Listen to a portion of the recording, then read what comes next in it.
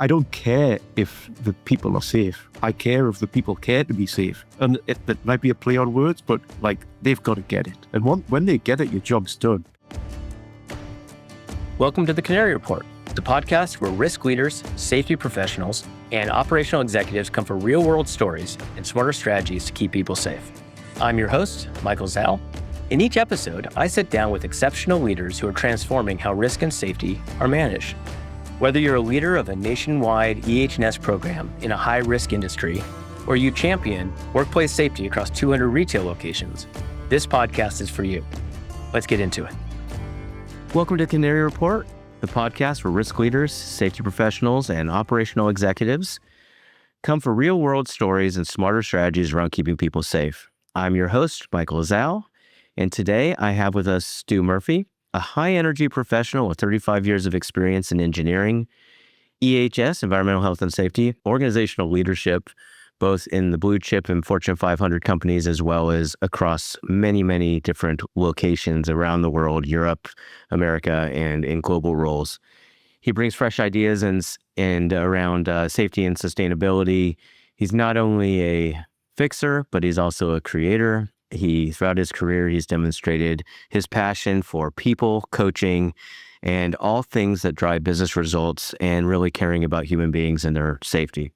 Currently, Stu, as you'll meet in a moment, is a safety director for Mactac in North America, where he continues to be an example and influence change in this fast-moving industry. A company that I'm excited to hear about, by the way, because Mactac is not a company a lot of people have heard of, but they're quite large and have a lot of dynamic safety challenges.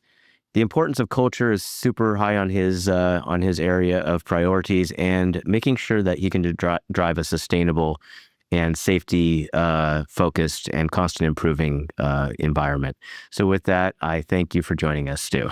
Thank you. What an introduction. I said to Stu before we started that there is no chance that, by the way, the accent is not from Ohio, where he is currently living. But I said, I've never had a British person on a podcast or in a conversation where I give accolades and they did not get flustered, because it is not in the British culture to pat oneself on the back, but you certainly deserve it. So again, thank you for joining us. No, thank you. Before we get going, I think it would be very important to kind of just find out who you are as a human being. I always like to start here about your journey, how you ended up in Ohio. I hear that you have a daughter, the first of your kids who does not have a British accent.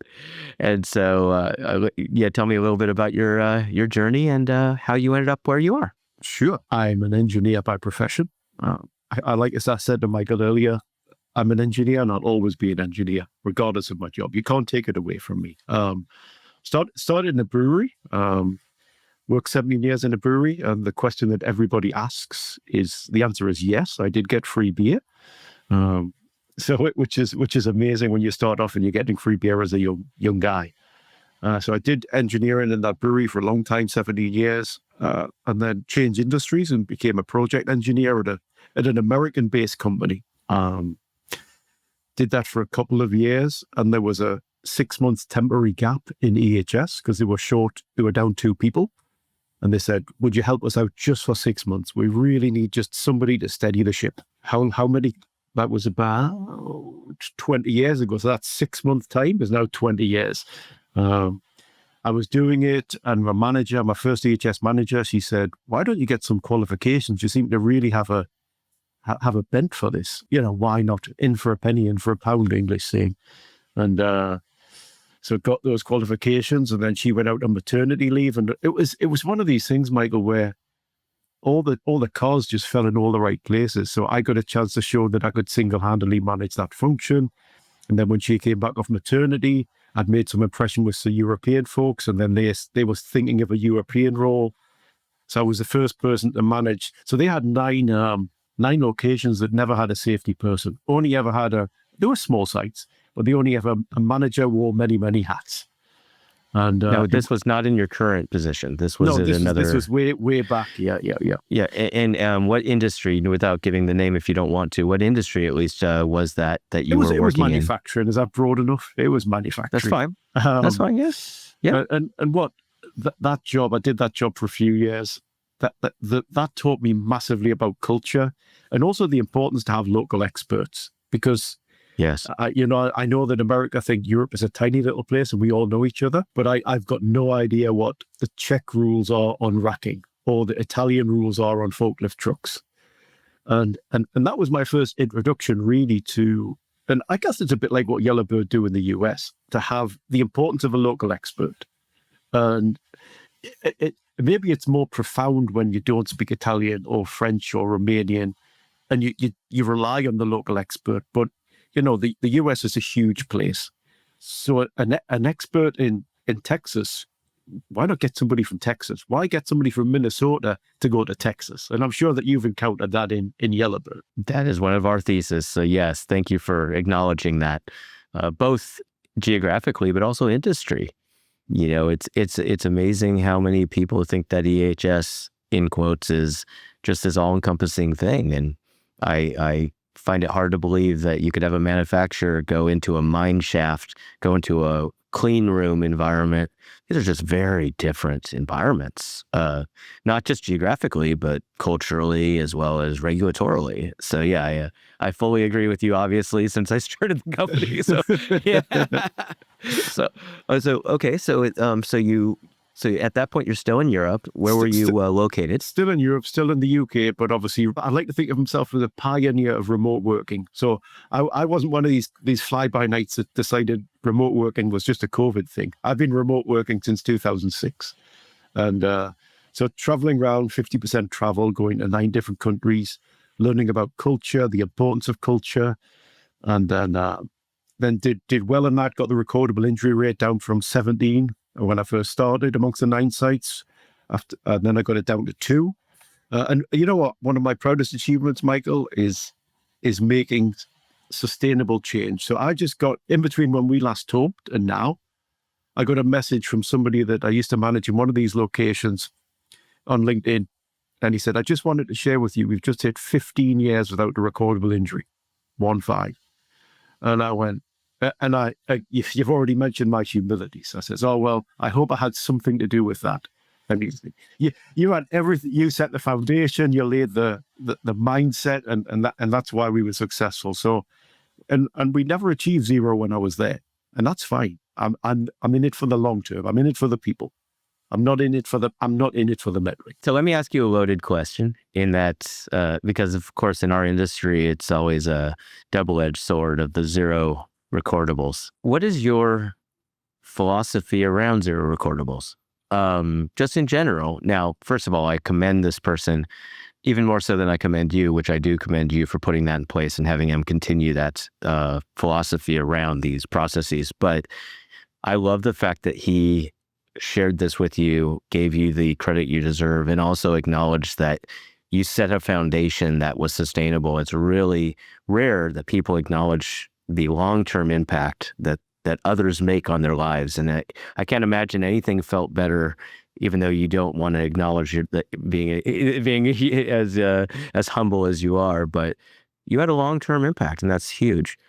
On the recordables and non-recordables and so forth, how does Europe look at that, and in comparison to how the US looks at that? I mean, is the recordable the kind of thing that people struggle to acknowledge, that there are things that occur, natural things that occur in the day-to-day operations, that it's not a bad thing it's a bad thing, of course, but to break a streak, I find to be the most disappointing feeling that workers have in the U.S. culture of safety. It's like, oh, you can't record that. I mean, we've had years of no recordables. It's like, well, it's not intended for that purpose. It's not intended to make people not tell you things, because that's the beginning of a challenge. So how do you look at that? First of all, I had to wrap my head around why OSHA recordability was so important when I was living in the UK and managing European sites, because they don't report under OSHA rulings. Like Italy reports under Italian rulings, UK reports under their rulings. So there's different reporting philosophies. but you're reporting to a US organization that says, yes, but we're going to standardize on how we report it and how our medical system looks at it. So that was always a challenge. I'll tell you something that my Italian manager once said to me about Italian medicine. And they said, if a marathon runner hurt his thumb, the doctor would give him 2 weeks away from work. So there's definitely a challenge when you're trying to convince your US bosses. But this isn't really a recordable, because in the US it wouldn't happen this way. Blah blah blah. But in terms of directly answering what you said about managing a streak, I'm now in a position, thankfully, with Mactac, and they've been really supportive of this, to change the narrative. And I'm really keen on, if the OSHA recordability number is that number. We're lucky that we don't work in a contracting industry. My last job, we were the contractors, and we would win and lose contracts based on our recordable injury rate. So the pressure to make that less is enormous. It's $1 million contracts relying on your recordable injury rate, right? So now that we're in manufacturing, I can say the rate is the rate. It is just what it is, right? I'm more interested, let's celebrate 1,000 risk assessments, GSAs. Let's celebrate 400 hazard observations. And, when you're celebrating that, tell people what your recordable injury rate is during that period. But it is just a fact. It's a fact. That's the result of the game. But what happened in the game?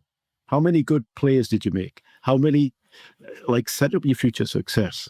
In my opinion, what ends up happening, there's massive turnover in safety, in EHS.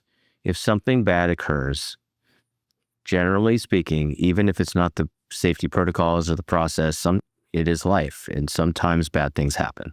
Sometimes they are can be engineered out. They can be processed out. People are not trained properly, and that is all part of that journey. But if you expect 0 and something bad happens, somebody's head has to roll.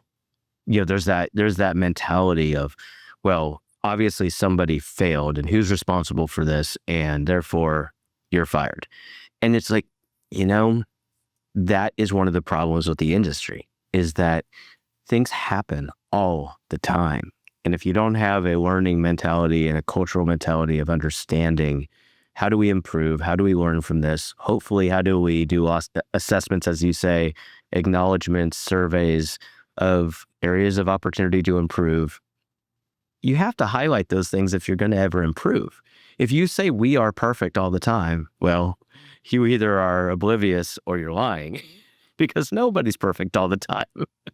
And so therefore, you have to acknowledge there's always going to be something that we can improve. Hopefully it's not catastrophic, and hopefully it's not amazingly expensive, but we as human beings always have to do that. And that's not different in sales or engineering or anything. I mean, it's just part of the game. So going back, thank you for that. That was a fun little left turn on this journey. So you're there for a bit, manufacturing company, obviously set them up for success. And then where did you go, and what did you do?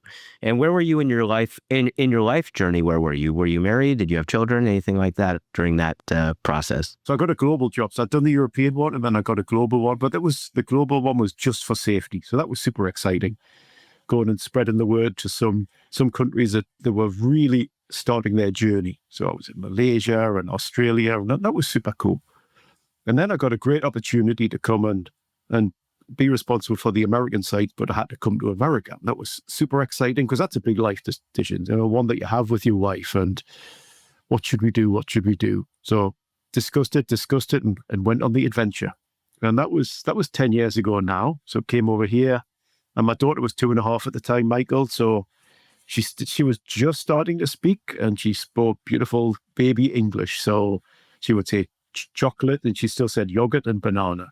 And like you said earlier in your introduction, now she says banana and yogurt and aluminum. Not aluminium. Correct. On the periodic table. Yes. So we came across, and we've had a fantastic time over here. And culturally, I've learned so much in my profession. We've all settled in. But like I said, my we're walking around an airport and they assume we've stolen our daughter because she's perfectly American, the all-American girl, and there's me and my wife who are 100% English speaking. It's like, who's this girl? Right. So Yeah. that's all fun. Instill some of the European philosophy in the companies I've worked in has been fantastic. The European safety philosophy is definitely based on risk and risk evaluation. I think the American one's based a lot more on rules and regulation. And I don't think any is right or wrong. I think I joke that the correct answer is halfway across the Atlantic. It's a little bit of both. Maybe the European model is just too reliant on risk-based stuff and not enough hard and fast rules. Whereas the American one, there's things that kind of I had to pick up really quickly. You've blocked 36 inches in front of a panel, and you get the tape measure out and say, but it's 37 inches, I'm fine. Like, the European philosophy is, don't block that panel. Then it's either blocked or it's not blocked. You don't get the measuring stick out. So it swings and roundabouts. Yeah, it's quite interesting. This morning I was driving into work, in our profession, in our world that we live in, and I love this industry for so many reasons, but it changes you. My prior world, I was a partner in a satellite communications company. And so everywhere I drove, I saw satellite dishes. You never see them in your daily life. You never notice them. But when you live in that world, you see them all the time. It's like the white car syndrome, and you're looking at a white car, your own one. Everybody has a white car, right? And so in safety, I was driving in. It was early this morning, about 6:30. I'm an early riser. And there were tree trimmers on the road. And we do flagger training as part of the safety protocols. When you're on public roads, you need to be properly trained on how to do flagging and how to do road closures and things to that effect. We do that for construction companies and other people. And I'm driving along, and all of a sudden there is a very steep cone barrier that is not even a car length. And we've got 3 cars that are coming, and we're going 45, 50 miles an hour. And then all of a sudden, the guy, and unfortunately, I was in the lane they all wanted to get into, or unfortunately, depending upon how you look at it. But I'm seeing people slamming on their brakes to the left and cutting between cars, and those cars are hitting their brakes. And I'm thinking to myself, that's why you need proper, road barrier training and flagger training. And it's just so funny because practical knowledge, which is why I like the European way from a risk assessment perspective, you need to abide by the rules, because if you can't measure it, you can't monitor what you can't measure, or you can't manage what you can't measure, right? I mean, that's always a management rule number one. But the philosophy around it, I find that to be so important. And I'm glad that you're bringing that to us. It's funny because everybody says, oh, well, we don't do it that way here. It's like, well, take the best of everything, in my opinion. Like, always take the best of everything, always. I'm not coming over here with my European flag saying do it this way. What is the best we can do? Because at the end of the day, my passion is the people. This is a statement that's going to haunt me forever. I don't care if the people are safe. I care if the people care to be safe. And that might be a play on words, but like they've got to get it. And when they get it, your job's done. Be a safety Yoda. Like, just play with their minds so they don't even know what's happening. It's really unfortunate because I find that, there's the old discussion, or the old, I don't know what you would like to call it, but the child who puts their hand on the stove. And nobody ever wants to see their child put their hand on a stove. But anybody who's ever gotten burned, hopefully not badly, once, will never do it again. And somebody, sadly, who sees an incident or an accident or has been around the world we live in, I want to create an environment where people don't have to see it or experience it to actually get it. And that's the challenge. Like, in our world, most people who enter this industry or stay in this industry have seen some stuff. And I don't want anybody having to do that. I want to figure out a path to give people access to be able to learn all the positives about it too, because it doesn't have to be an inefficiency thing. Okay, so going back, I apologize. I go on these little tangents sometimes, and I certainly don't want to take any of your time. So you're here. When you come over here, you were not with Mactac at that point, correct? I was not. No. Okay. And so how long were you with that organization before you moved over, or what was the journey between when you landed here and with your young daughter and wife Yeah, and today? the company that brought me across to the US, I was still with them in the US for 5 years. So they were fantastic to me, and I learned so much with that organization. And then I decided to switch industries because I just like beating myself on the head and trying new, hard, tough things. So from standard manufacturing that I've done all my life, I'm going to go into batch manufacturing in the steel industry. And I've been successful in one thing, so I'm just going to carry on, be successful.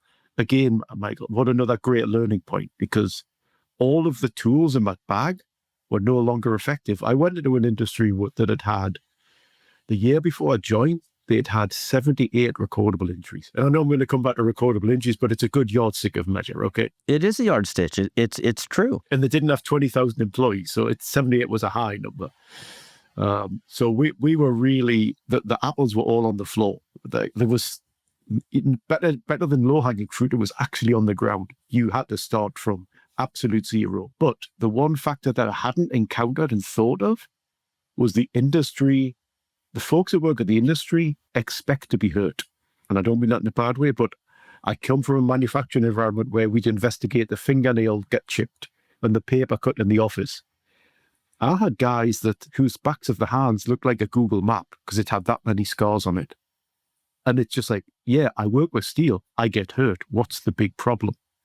So it was a much tougher mindset. And I had to really start at let's stop people breaking bones. And once we get no breaking bones, well, you put ergonomics as you park ergonomics and you work on the really bad things. And just so, because I think you said on one of your previous podcasts, the smorgasbord of AHS topics is enormous. You've got a number that I can't remember, but it's in the hundreds. Oh, yes. And even just the certifications and qualifications and licenses is in several hundred. I think we probably have somewhere around 600 thereabouts unique expertise.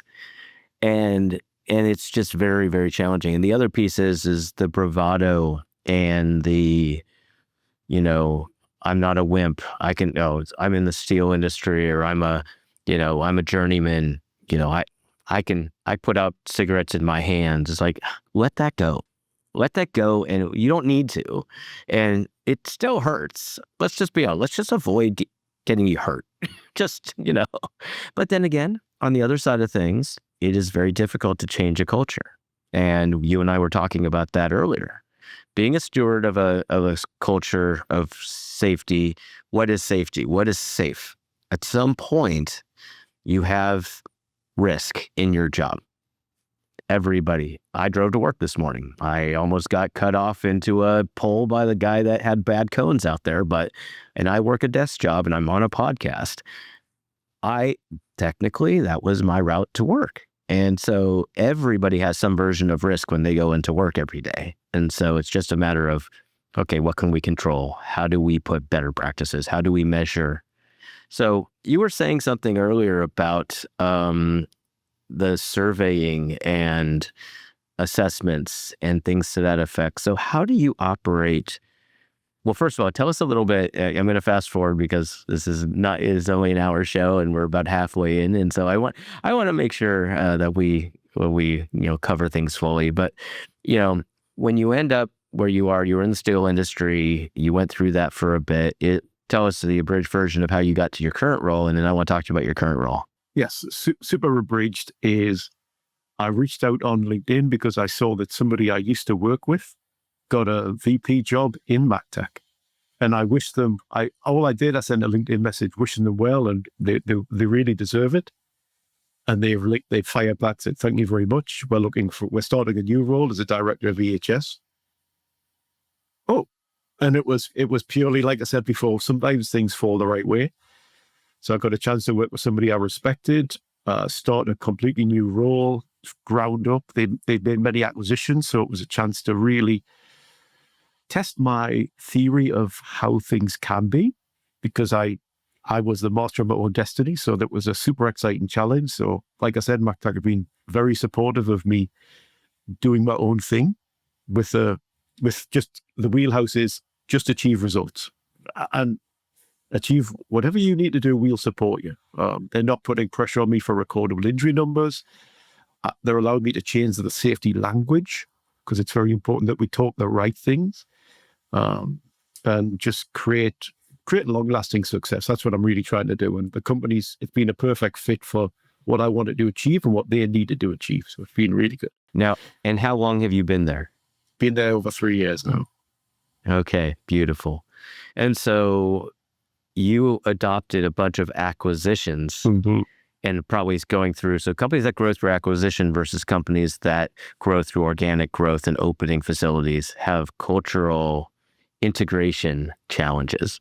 I'll put it that way. So are there any big moments of clarity that you've had of, wow, this group is a very different group than this group, and how do I navigate that? Have you had any of those moments in this journey recently that you'd like to share without getting into specifics? Live it every day. I mean, but the good thing about that is, with all of that work in the past about cultural assessments through Europe, it's not just language differences and pasta versus, Italian coffee versus French coffee. It's your company mindset was this company's mindset is this, but we all need to get together. And it's doing a lot of listening, Michael. I think that's one of the key things. Really listen and over-celebrate small wins.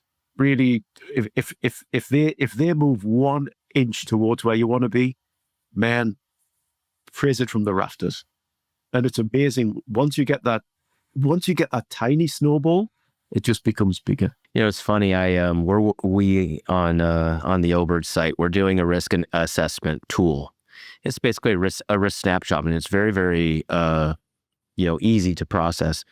And when we first came out with it, we're pulling things like, government data and insurance information, all that other stuff. And when we first came out with it, as engineers will do, as they'll look very, very much at the data and highlight the data that's standing out at you, that's really jumping off the page, which makes sense theoretically. But nobody wants to look at a report that all it does is talk about how bad you are. And everybody has things and so you need to, and I asked the team to flip the script. I said, look, I want you to do industry averages. I want you to find out where they're better than average, highlight those things, and then find the areas of opportunity that are probably few and far between, but make them look like they're few and far between, because they are. If you go and you have a list of 10 things that are where you are a mess and 100 things that are ignored that you're doing awesome, all you're going to do is have a report on those 10 things. And you're like, yeah, that doesn't make me feel good. Why do I want to work with you? All you're doing is pointing out how ugly my baby is. And it's like, no, that's not, it's like we need as an industry to say, okay, here's the benchmark for what acceptable levels are. And that's just based on averages in general. Say, I want to be above average. Now I want to be in the top quartile. But there are things that if you're above average, that's okay. That's good. Celebrate that. It's like, we as an organization, yes, we have had these situations, but we are in the 90th percentile in all of this stuff. And I think you're saying the same thing, is that's where you celebrate the small, what people are doing well. When you do an assessment, which I assume you do. So how do you guys measure? You do assessments and walkthroughs and so forth? Yeah, Gemba walks with, and try to be very involving. So it's Gemba walks with team members, Gemba walks with managers. We've got a predictive hazard spotting tool that we've rolled out across everywhere. We've standardized incident investigations so that one site investigates, but they all report out with a standard form that everybody else gets. So I want to be a multi-site, single site, so that we all talk the same language, learn the same language, that kind of thing. It's funny you should say that. That's been my dream for Yellowbird for 5 years. And we just finally are getting there, where you can upload standards, and no matter who does it, where they do it, when they do it, it all rolls back up to a dashboard. And so you can at least, and expectation setting up front. So you send out an individual who doesn't work there, they know this is what is expected of you. And it's hard even within an organization to get, you ask 5 people to do 5 reports, and you're going to get 5 very different, if you don't give them a good structure, you're going to get 5 very different reports, even internally.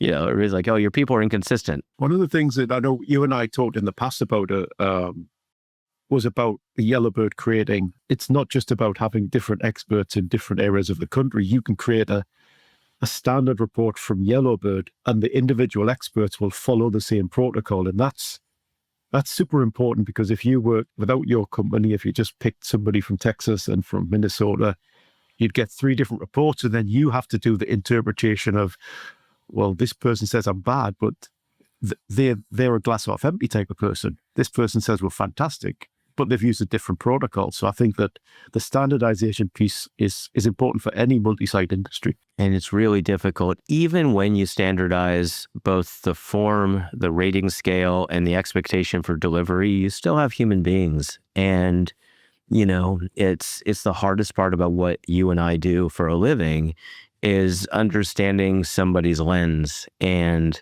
you said cup half empty, cup half full. Sometimes you can have somebody filling out the exact same form, and just the mindset is just different. And so it's really, really challenging. So from that tool you've rolled out, I'm curious. So that tool that you've rolled out, especially for incident investigation, but also company-wide. Well, first of all, how large, give us a little landscape of your company, like, kind of what you deal with geographies, offices, staff, whatever you want. Currently, you've got 30 locations split across Canada, the US, and Mexico, East Coast, West Coast, North, South. So it's got a good spread. It's yes. That was 1-3, 13. 1-3, yeah, 1-3. Sorry. Yes. It's okay. It's the first time you've asked something about my accent, so I must be doing it. You're doing great. I just wasn't sure if you said 30 or 13. So I just wanted to make 1-3. Yeah, wonderful. Yep. Different sizes from large to very small, but so there's a variety of people you have to influence. Some people have got on-site EHS managers, some haven't. So there's a big variety, and that's where you've got to use consultant firms to just get that standards in place. But then internally, I'm the one that's driving but if you do an investigation, here's how you're going to investigate it. Here's the document. Let me be on your first 5 investigations personally, and I'll guide you through. I'll allow you to make mistakes, but I'm going to catch you in my safety net. It's fine. There's nothing wrong with that. I don't expect perfection. Don't let perfection get in the way of progression. Let's go. And there were some bumps in the road. People love to change as long as they don't have to change. Let everybody else change around them.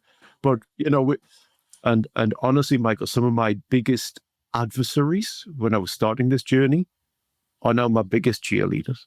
Fantastic. I don't have to sell it anymore. They're going, hey, I wish I'd have listened to him 12 months ago because he knew what he was talking about.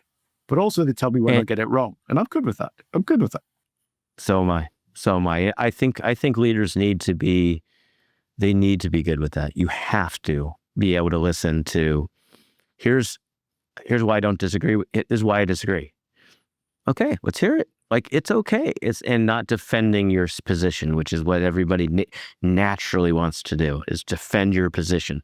You're listening with a defensive ear instead of just, why do you think that my philosophy or my strategy or what I said was wrong? And really, that's the difference between, and you have a little bit of gray hair in your hair. So do I. I just turned, I know, but I just turned 50, and, in my 30s, I wouldn't listen. I mean, I would make sure that they came to an agreement that I was right. We compromised to the point where I was always right. One of the things that makes that decision so much easier for me is in a previous company, we did Design for Six Sigma. And out of I think it was a week-long course, but I only remember 3 things about it. And it's the 3 Ps: purpose, process, people. And as engineers, and you know this and I know this, we love processes. We love designing things, fixing problems. Very rarely do we set out a clear why we're doing it. And if first of all you can agree on that, everything else falls into place. And it doesn't become an argument about the process. It becomes are we is it the right thing to achieve our purpose? Then it's a much easier conversation. I love this discussion. You and I are going to have to do a second podcast about just that subject. I'll have Just to that black hair then. subject. No, you won't. No, you won't. You can't necessarily see it because I just shaved my beard, but my beard is always gray, and it doesn't bother me at all. Wisdom, we've earned the gray hairs over the years. I'll put it that way. So, but it's interesting that you should say that, because from my perspective, so as an entrepreneur and as a startup entrepreneur, you fail a lot. You do. You just do things wrong. You ask for forgiveness. You hope people give you another shot. Early days are rough. Now we're optimizing. Now we've done a lot of things, and we're not perfect, far from it, but we're better than the average bear, and I'm proud of that. But like, our steps to creating a job used to be 7 steps. If a customer wanted to go and create a job, I want to go and do a loss control assessment at this location. It used to be 7 steps, 7 pages before you could actually place your order. And we've gotten it down to 3, which is beautiful. But I said, were we losing people? What data do you have that people weren't okay with the 7 steps? And they actually were doing the measurement of when people would fall off, where you can actually measure on sites, saying, when they exit, when they say, forget it, and they bail. And we've seen a material increase in job flow because we make it easier. Wow. But if you don't have, like, people are like, obviously it's 7 steps, they should make it 3. It's like, well, is that actually a problem? Like, sometimes getting more detail is okay. But in this circumstance, we were separating things we could ask in a better way or in a different way. So it's I love the fact that you bring this up, because, obviously I'm really about impact. I'm a very much an engineering mindset kind of a guy, with a little bit of a salesman's, banter. And I acknowledge that. There's no denying that. I can't call myself an introvert in pretty much any way, but I do love, great engineering. It's just something that in my heart that just it speaks to you. In fact, I'm going to take a left turn here for a moment, because I was vacationing in upstate New York with my family. My wife's family is all from there, and we were there visiting cousins and stuff. And one of the in-laws, her father is a bridge inspector, and he's been doing it forever and a day. And he's federally licensed, and also in the states that require it, licensed bridge inspector. And he said that there's a big push towards drone inspections, going around and having these drones go under and through and everything else. And he said, if I take a ball peen hammer, I see this little tiny speck of rust. Take a ball peen hammer, tap on it, and the whole thing just crumbles. How do you know that when you have a drone? And it's interesting because I live in a world of this, when is it good to use tech and when is it good to use humans? What is the efficiency of technology and the knowledge and wisdom and physical process of a person? And it's such an interesting thing, because I'm an engineer by mental capacity, and really I'm drawn towards great engineering. But there is a certain point that there takes wisdom and there takes physical intervention. And so the reason I bring this up is you talk about people and process. What do you, in your systems, how much do you lean towards independent eyes versus internal eyes? When you do an incident investigation, do you have the person who wrote the policy going out there to do the investigation? Do you have people go from alternative sites to each other's sites to do these things, or do you do them internally? How do you look at specifically like incident investigation and frankly even surveys and loss control surveys? Do you kind of separate the writer from the tester? For the investigation, what we've just initiated, that we're asking one of my managers from a different site to dial in through MS Teams and be part of the investigations, but independently. You don't know the site, so you're not biased, right? You can see so you can ask all the crazy questions that the people in the room go, oh. because there's the term called, I've coined it, and if it's not copyrighted, I'm going to copyright it. It's called safety blindness. And it's when you see things all the time, but you never see them because they're just there every day, okay?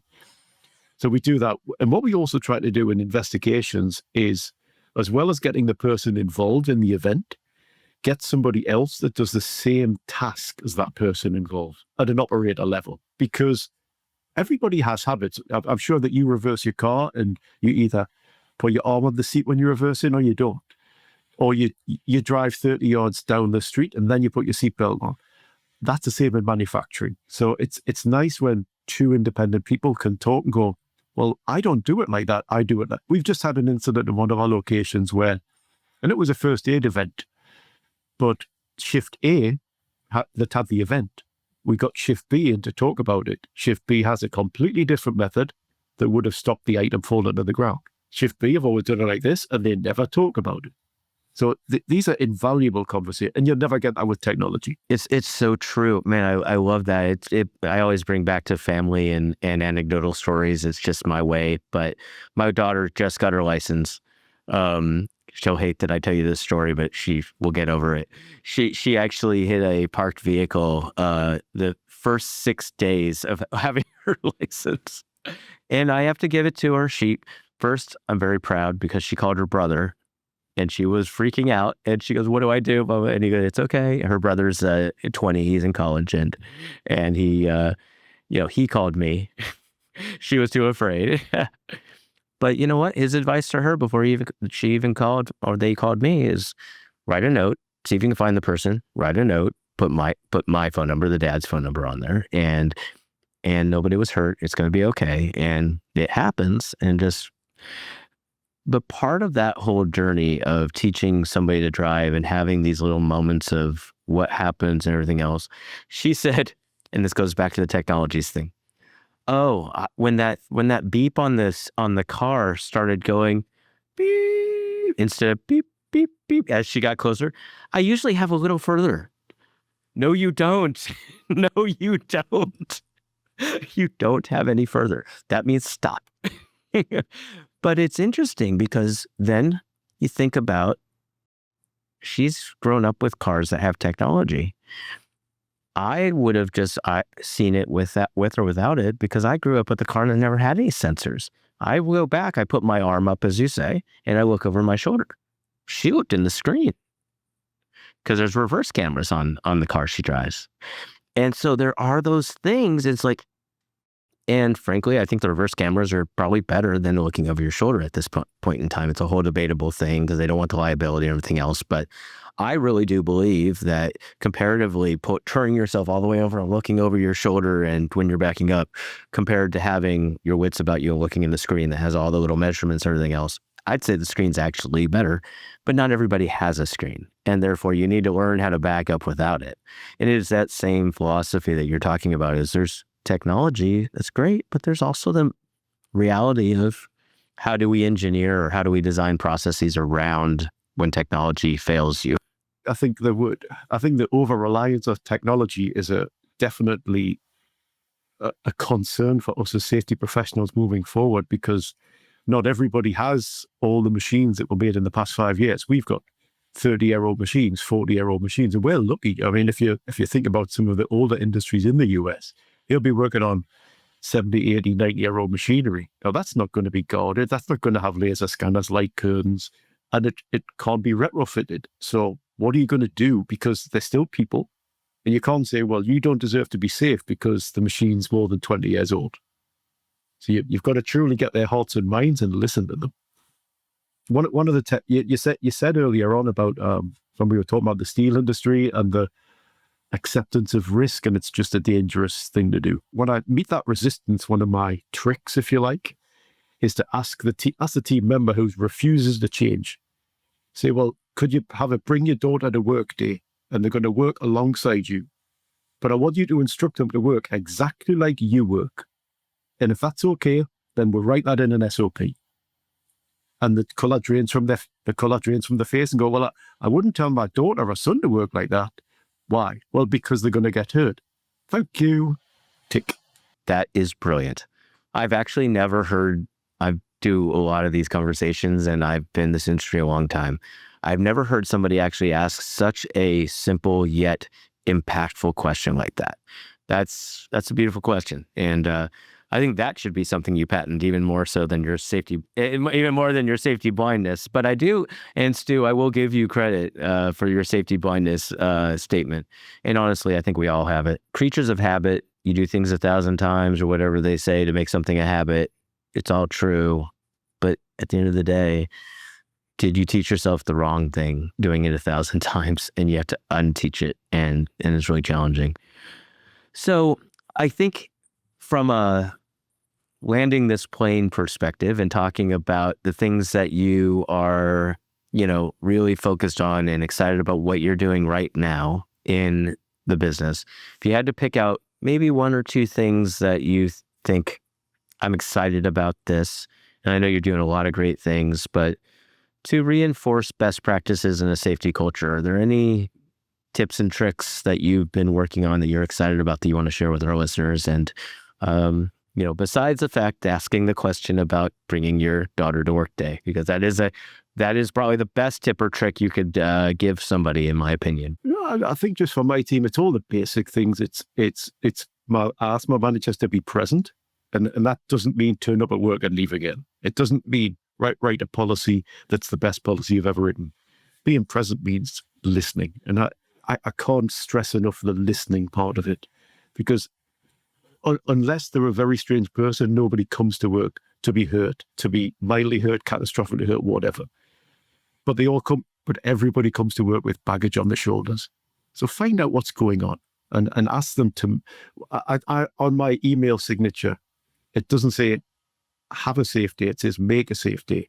It's a subtle play on words, but I think that being safe is an active process, not a passive process, and you have to make it happen. It's not just you should never expect it to happen to you. It's the same as driving a car. Why not drive the car expecting the person in front to do something crazy? And you can when the accident's happened, because you said, well, they shouldn't have done that, it's still an accident.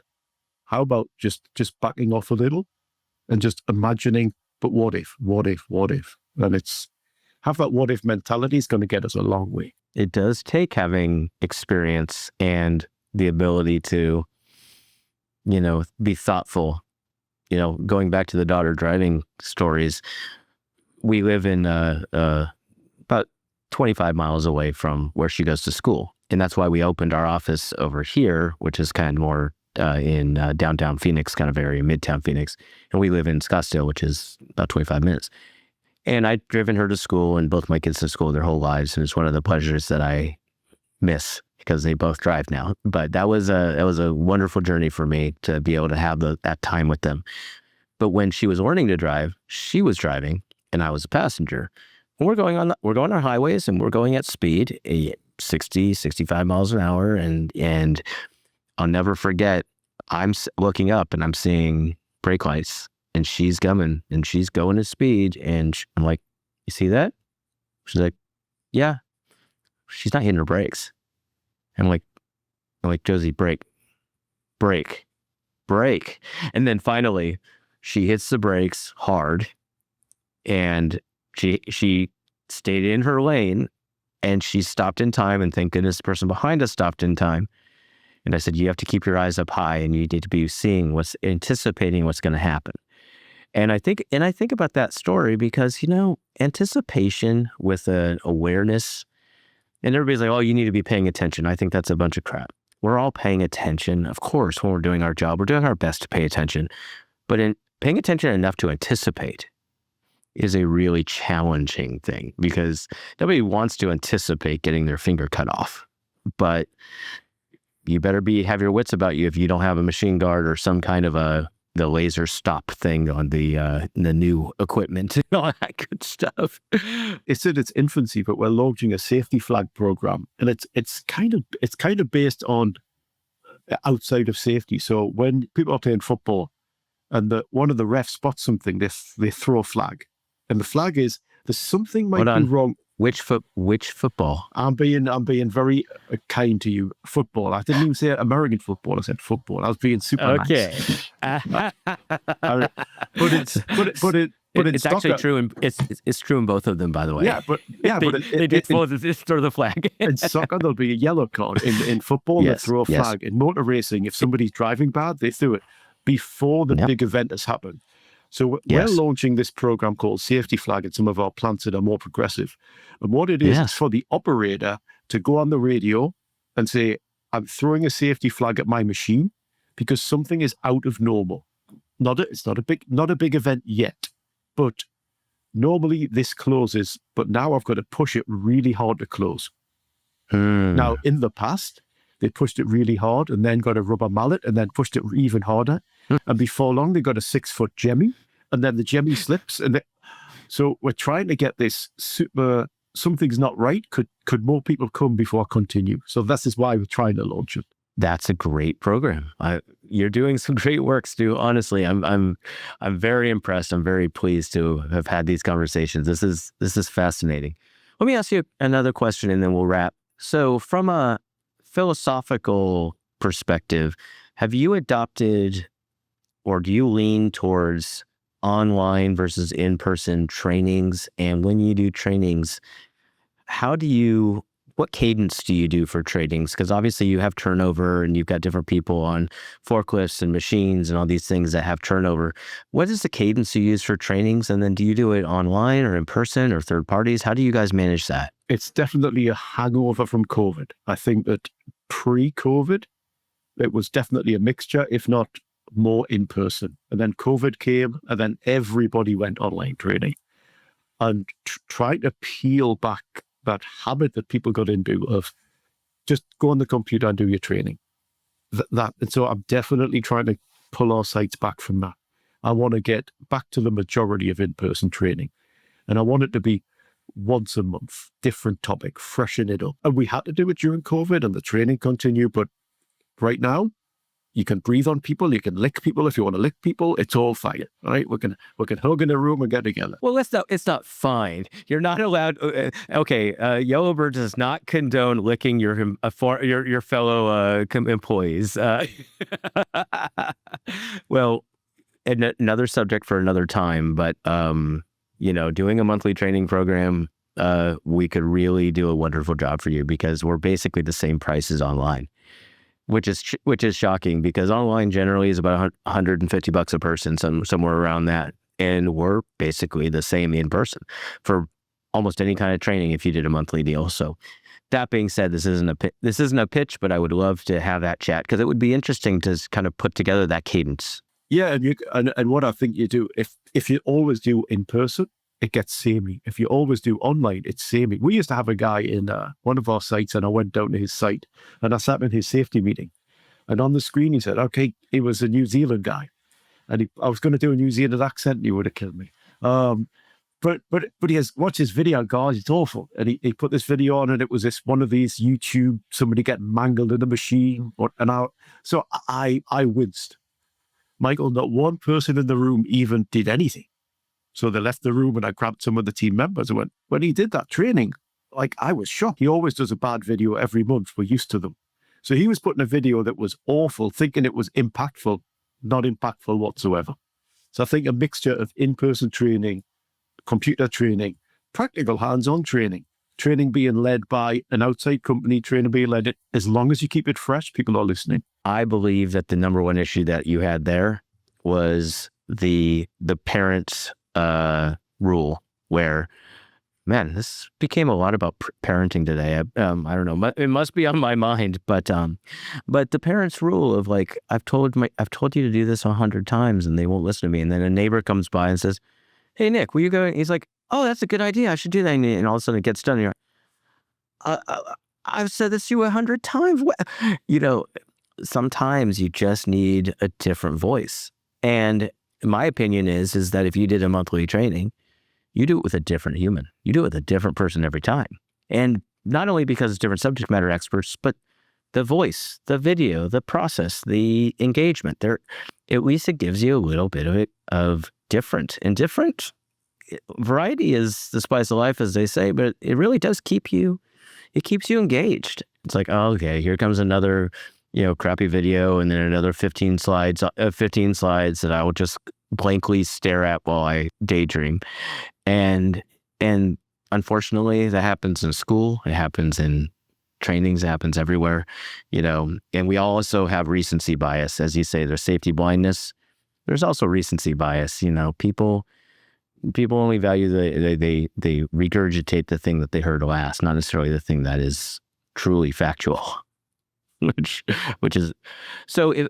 Thank you so much, Stu, for this. Was there anything that you wished to cover or wanted to cover that we didn't on this discussion? I enjoyed it immensely, but I want to make sure you feel like we covered all of the things that are important to you, and we can always have another one if we didn't. I mean, you said it would be very relaxing, and it absolutely was relaxing. So I want to thank you for creating that atmosphere that it was just comfortable to talk with you. That was fantastic.